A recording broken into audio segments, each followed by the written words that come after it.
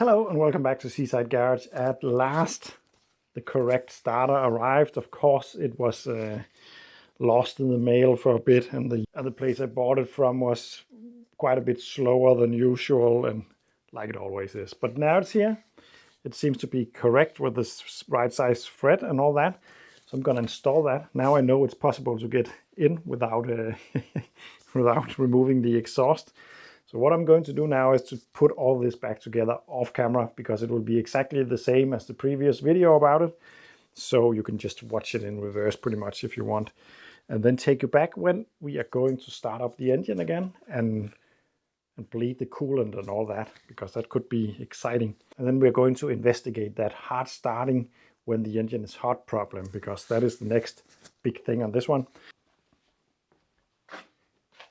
After a bit of faffing around with nuts that I forgot where to put and other stuff, actually it's not as bad as it might look.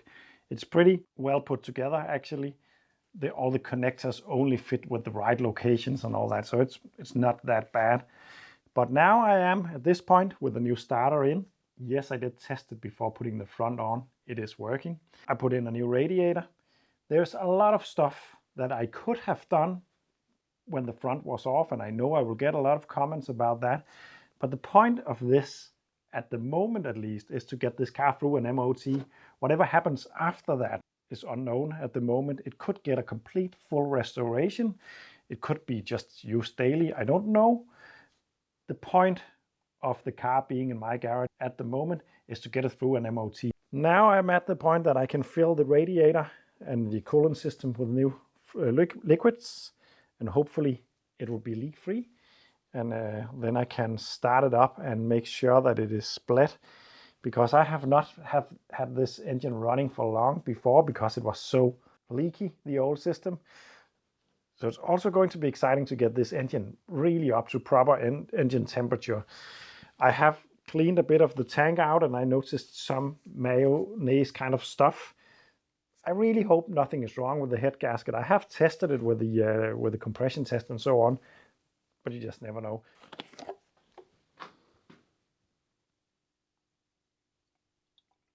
But if this car passes the MOT, it would be nice to, of course, change all the spheres, because it will make the ride a lot better. I'm sure of, because they are old. It will also be a very good idea to change the strut mount up front, because they are known to separate on the XM and punch through the bonnet. That would be really nice also to change. The auxiliary belt needs to be changed. The spark plug leads would be nice to change. There's a million stuff that would be nice to change if the car passes the MOT. But on the other hand, it would be really stupid to do all that stuff if something more sinister turns out to be a problem on this car. And also, this is not mine, so I'm not doing it necessarily like I would do it. Actually, I am, because it's the same philosophy that I use. Don't just change a lot of stuff. Try to make the stuff you already have work. For some reason, this radiator is most likely not the correct one, but it is fitting completely as it is supposed to, with all the right connectors. But it does have one extra connector, and that's this one that I have plugged off. I presume it would be for the overflow that on this model is going into this line right there. Not overflow, but return to the reservoir. But I can remove this and then bleed at least that part of the system, I'm thinking.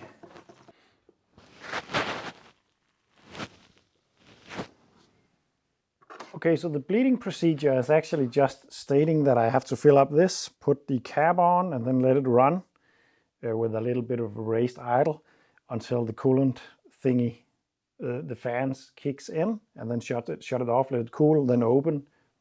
Important to let it cool, then open and fill it up to the max.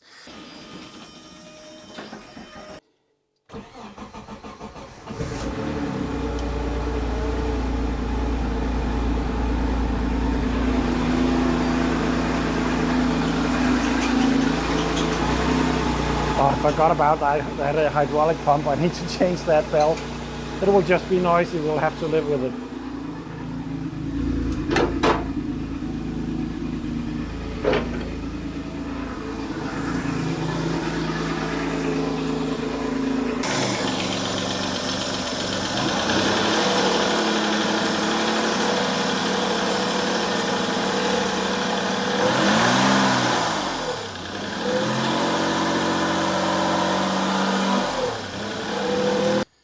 So the system is now bled. I now checked the reservoir and refilled that. Then I wanted to restart it to do some more testing. And then the problem, I actually kind of forgot it, but this car is impossible, close to impossible to start when the engine is hot. Let me just demonstrate.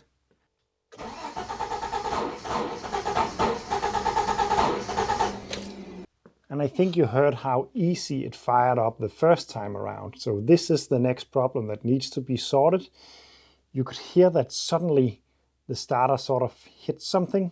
Maybe the timing is not correct when the engine is hot, or it's just overfueling because it thinks the engine is cold. That is what I'm hoping. Part of me is fearing a head gasket problem, but I have tested it a lot of times actually with pressure on the reservoir and leak down test and compression test, and nothing shows issues with the head gasket. But that is the next thing I'm going to investigate, because of course it would be nice to have it as a possibility to actually restart this engine when it's hot and not having to wait until it's cold. It is a day later. You will notice that the car is now on the ground. It got wheels on it and all that, and it actually went outside of the garage for a bit because I had to do something else with the space. Now it's back in. And the next thing I want to do in this video is to start working on the engine problems that I'm having. This engine starts pretty fine when it's cold. It is close to impossible to start when it's hot, and that's a bit annoying. Another thing is that sometimes it seems to run pretty nice on all 6 cylinders. Other times it seems to be running on 4 or 5 maybe. Another thing is that it is smelling a lot of unburned fuel. It's a bit different than what I normally work on because this is a modern car. It's 30 years old. So I might rephrase that. It got an ECU, it got injection, it got a lot of systems. I do work on those kinds of things, but very often my cars are with carb. A car with an ECU will sometimes, or actually pretty much all the time, try to conceal problems.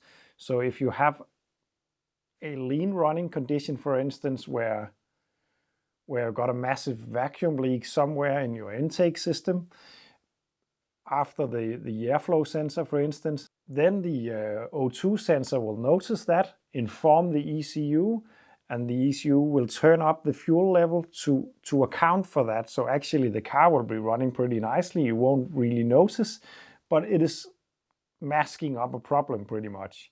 On a carb, you will notice instantly. If you have a vacuum leak, it will just run like a bag of nails, and then you will have to fix it. It's different. What I can do with this is use an expensive Lexias fault code reader. I don't have that, but I have another solution that I'm going to try to see if work on this one, to read out fault codes. And underneath this loosely fitted plastic cover, with another loosely fitted plastic cover, is a mess of relays being taped together. And oh, it's making me very nervous, because this tells me that someone has been trying to fiddle with this car in the past, and fingers has been down here, and it could be a problem. Also, I see moisture, and that's not very nice either. To make matters a little bit more worse or complicated, this car got 4 ECUs. As far as I know, it got an air condition ECU, it got a hydroactive ECU, it got an ABS ECU, and it got the engine management ECU. That's the big one up here. The big one up here should have a green connector somewhere. It's this one. There's a blue over here. The green one is for the ECU, and it got 2 connectors. It's 2 pins.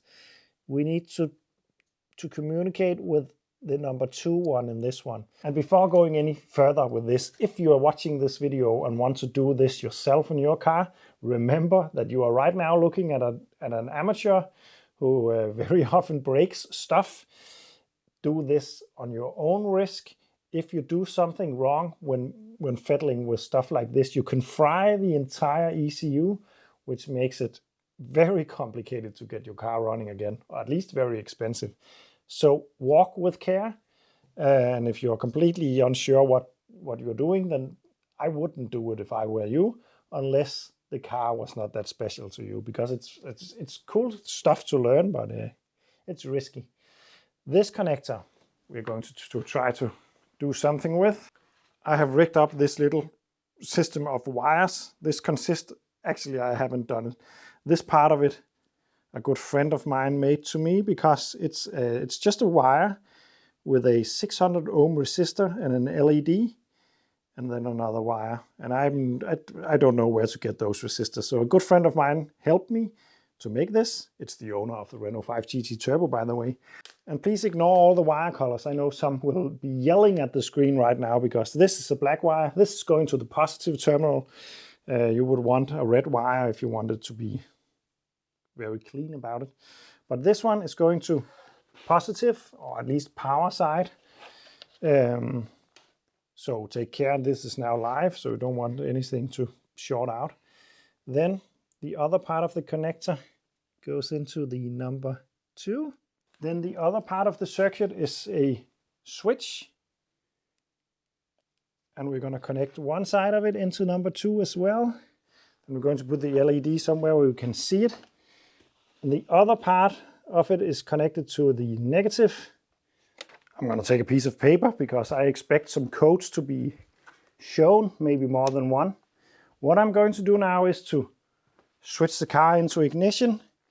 Then I'm going to close that switch for 3 seconds, 3 or 5 seconds, and then open it again. Then it should blink once, then a pause, and then twice, showing 12, which is the start procedure. Then I'm going to switch the connector on again for a couple of seconds and switch it off, and then it will blink out codes. It will do it like maybe blink, blink, blink, then a pause, and then blink, blink, blink, blink, blink, and then you will get some kind of number that I can write down over there. So let's try.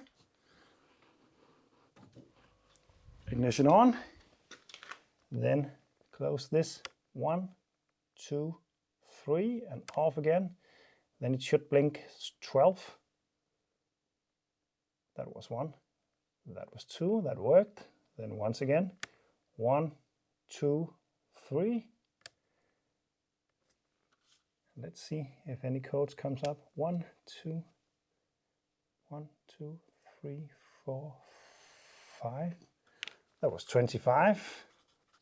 Then again, 1, 2, 3, 2, 3, 4, 5. 1, 2, 3, 4, 5, 6. It's 6, it's 56. Let's see if there's more.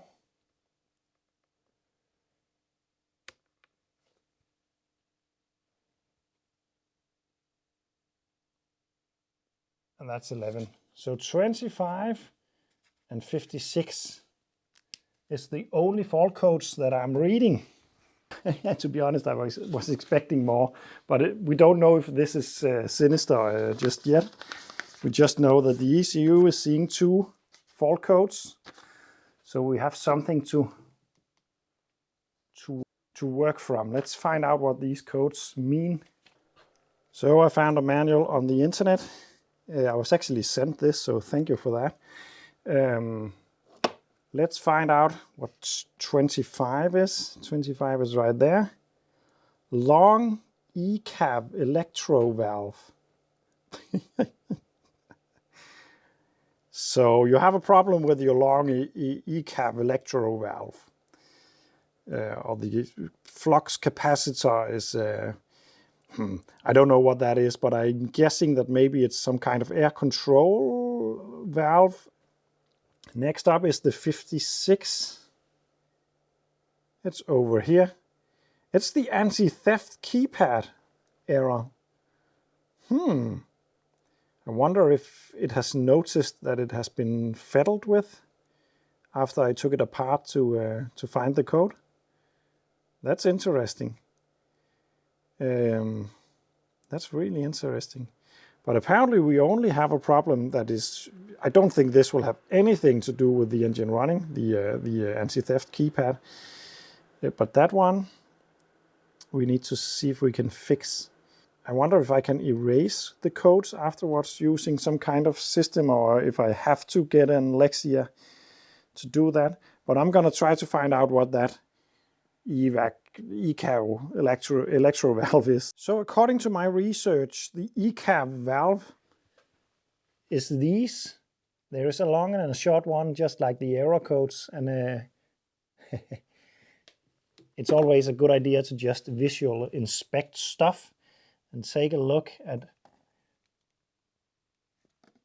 that vacuum line. Can you see that? No, you can't because it's out of focus. That vacuum line going to this valve right there is perished. So this valve will of course not be working at the moment. Could it be that easy? Okay, so those ECU valves are actually something clever in this engine to make it more powerful. It is two systems of small valves in the intake that open and closes depending on the running conditions, so that you get more air into the engine at high revs, but doesn't lose all the torque down low, so it will close down some valves at low RPMs and then open them up as they go. They look to be vacuum operated, but they actually seems to be electronically vacuum operated because it's a Citroen. So of course this one won't work at all because the hose is completely perished. Does this have anything to do with the running problem of starting it when it's hot? I really don't know, but it could. I should do some more reading on this because I don't know if the valve is now closed or open, because I just don't know how the system is working. But let's try to just fix that small vacuum line. It's just going from here to here. So it's gonna be pretty easy to test.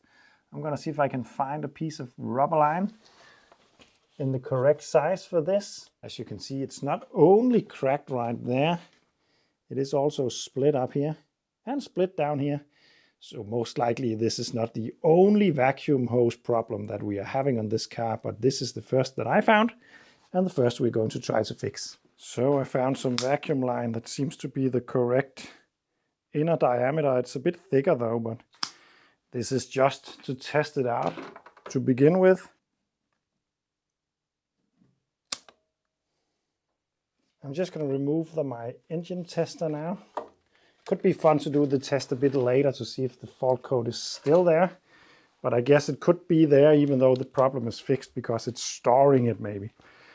What I'm going to do now is to just let it run for 10-15 minutes and then see if I can restart it. Because if I can, then I have fixed that hot starting problem pretty easy. But I have to say I doubt it.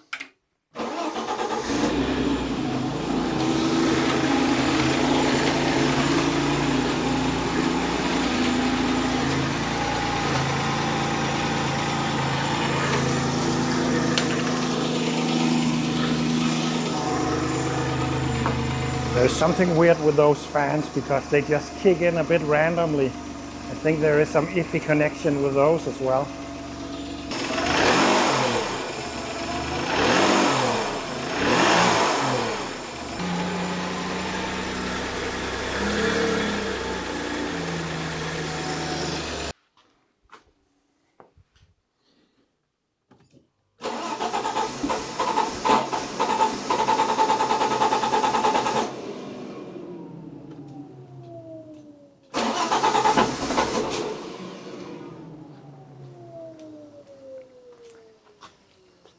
So the hot starting issue is definitely not fixed that easy, and it would have surprised me if it was, because nothing is really moving. So I think this is higher in the ref range and unfortunately not the issue we are having. The only other fault code I got was for the keypad, and actually I think that is an old code for all the times that I tried to cheat that thing. So I'm afraid that the ECU is not knowing about this problem, or know what it is at least. But this will be all for this video. If you have any clue about the issue, then please comment down below, because that could help me a lot actually. And also it's just fun to read all your comments. But this will be all for now. Thank you for watching and see you in the next one.